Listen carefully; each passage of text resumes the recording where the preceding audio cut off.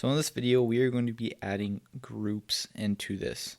So what I mean by that is right now, if we go to just the home page of the website, everyone who connects is going to be sharing the same editor, and we are going to change that. So basically, you can go to /group/myname, something like that, and it has basically your own custom group. And you can send this URL to your friends or to whoever you want, and you all get to share the same editor, and so you can split up into groups of people. So not everyone's going to see the same editor. So that's what we're going to start implementing. This may take more than one video. We might split up in two depending on how long it takes. But we're going to get started with adding routing to our application to be able to do routes like this. So to do that, we're going to be using React Router.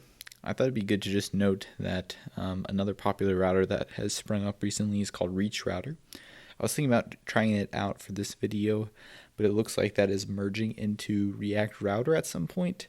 So I'm just going to go ahead and choose React Router for now, since this is pretty much the standard. Alright, so to do this, we are going to start by installing React Router DOM. So I'm going to copy that, and what I had up was just the getting started for React Router. So I'm going to say yarn add React Router DOM, and then I'm just going to add the types for it after this is done with yarn add -d capital /React Router DOM. Alright. So now in my index, well, I could decide if I want to just stick it in my app. We'll just stick it in app.js or app.tsx, I think is where we're going to start adding routing stuff. So if we scroll down, this is what a route looks like, or a router looks like.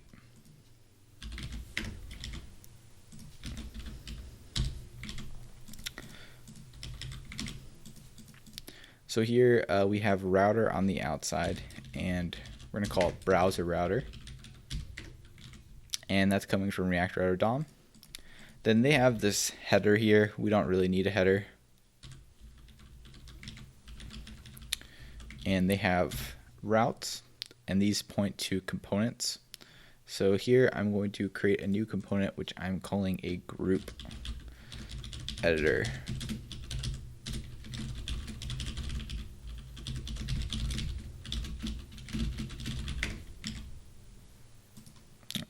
So that's going to be at /group, and I'm going to do the ID of the group is going to be here.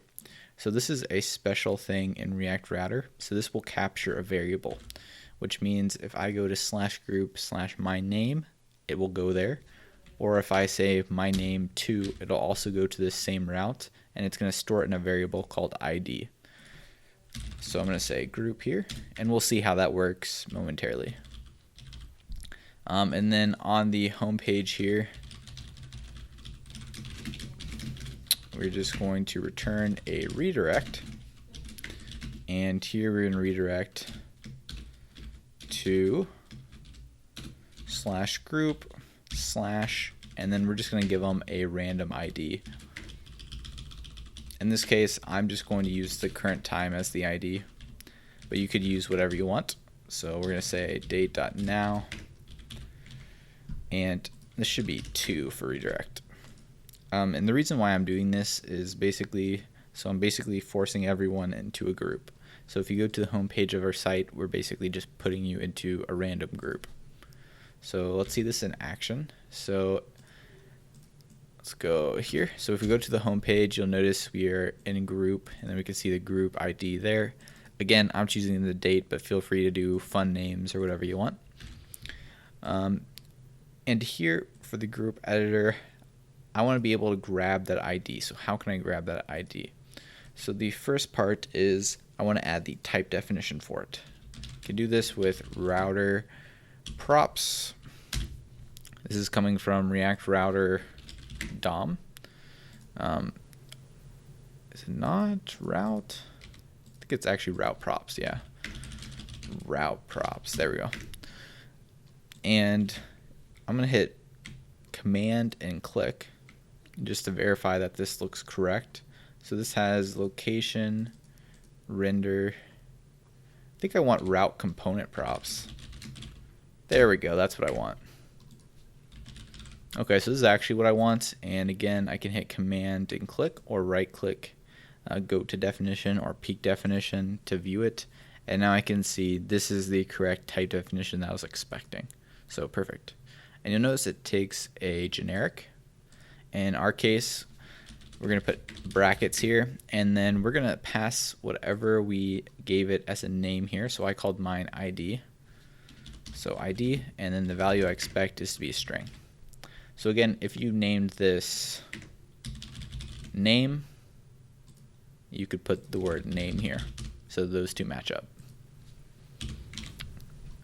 All right, and then we don't have any of our own props, so I'm not going to worry about that. Just going to remove that for now. And so what we can do is we can say match params ID. So you see me just destructuring a little bit, but here's the ID. And we can say I am in group, and then display the ID. And so now we can see the ID of the group that each person is in. The refresh, well, they're going to stay in the same group, but if we go here, we're going to be assigning them to a different group. So cool. So now the next part of this is I want to display the editor here. So I'm going to say syncing editor. So now we have our editor showing up. Or you know what, I think I need to use this maybe. Nope, editor shows up, cool. And we're going to pass in our group ID. So now we're going to implement the group ID in our syncing editor so it takes advantage of this. So let's go to our syncing editor. Props, we now have one called group ID, which is a string.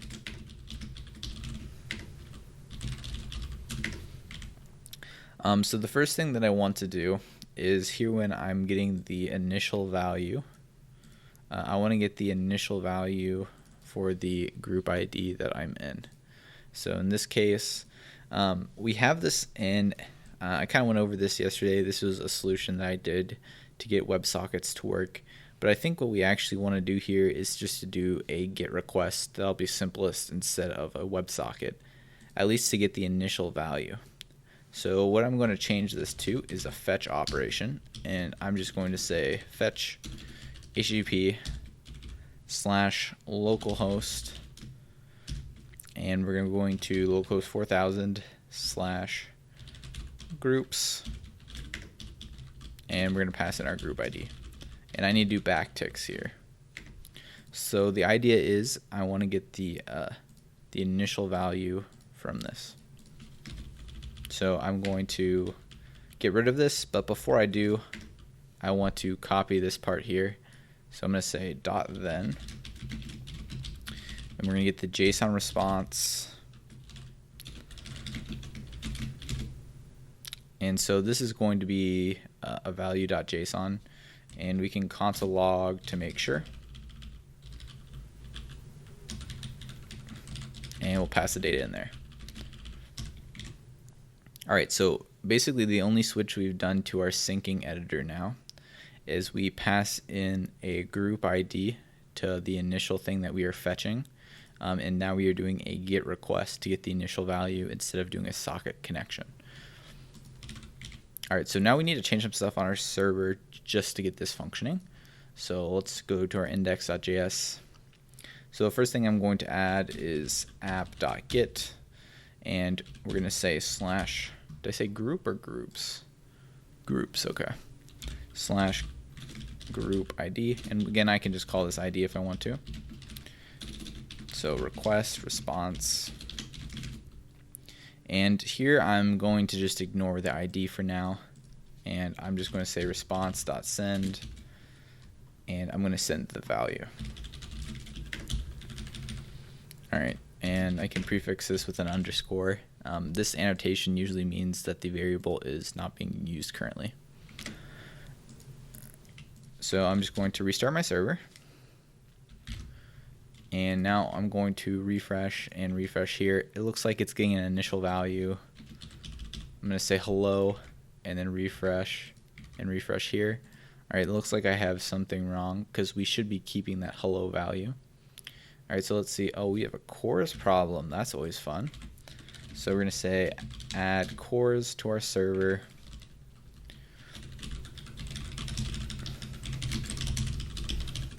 So we're going to say require CORS, and then we're going to say app.use CORS origin. And here we're going to specify the location of our front end. In this case, it is localhost 3000. All right. So I'm going to restart. And now hopefully we should avoid our CORS error. So perfect. And here I can see some nodes.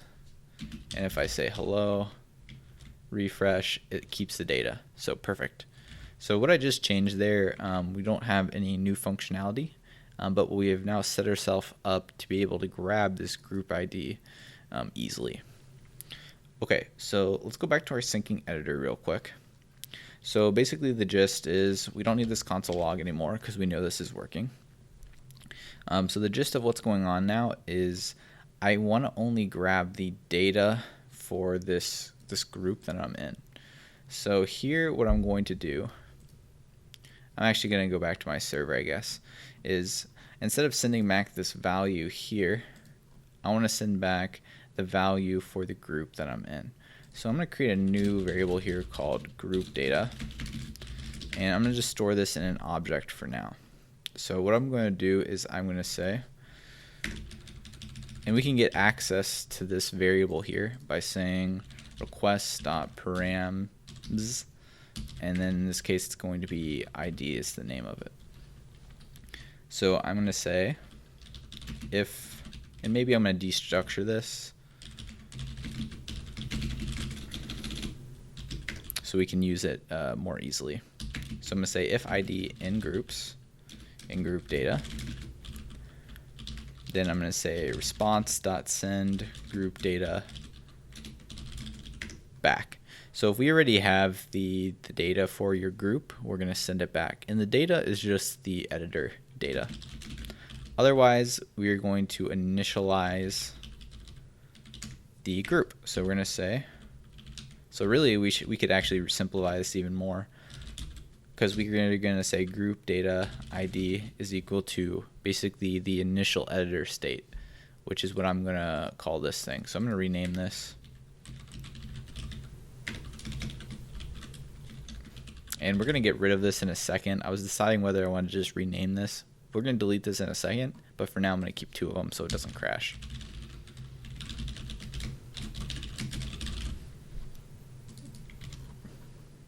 All right, so our initial editor value we are going to set to the group ID. And then we are just going to send the initial. Now we can simplify this code actually a bit here. So what I'm going to say is,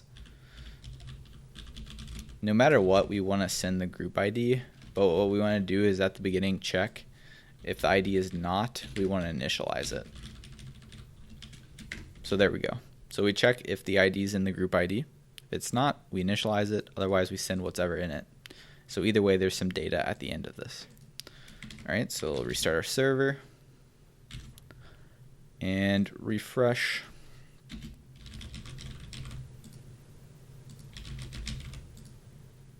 All right, so we're getting the initial value every single time. So the first thing that I want to do is, oh, you know what? I know why. It's because we're not updating. So that's working exactly how I would actually expect it to. Because when I'm typing now, I'm not actually updating the value in group data at all. I'm only updating this thing here. So that's where in our socket now we need to emit the ID. All right, so in our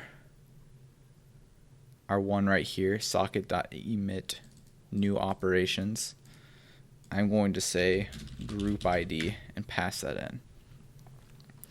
I'm also going to only listen for new operations in the group ID that I'm in.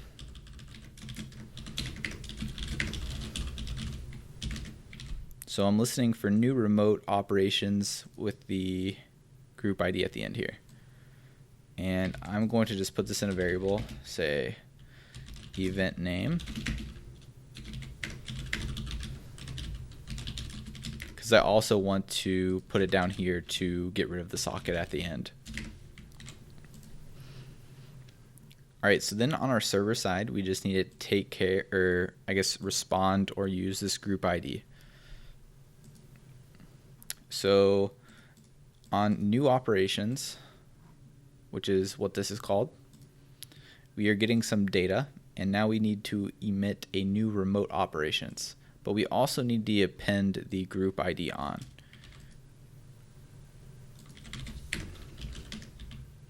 And we have that group ID from the data. So we can say data.groupID.